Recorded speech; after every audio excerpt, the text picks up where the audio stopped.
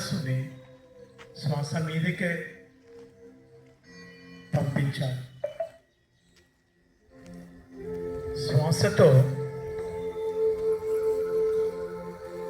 ప్రయాణం ఎంత అద్భుతమైనది ధ్యానం, ఎంత గొప్ప ఫలితాలను ఇస్తుంది.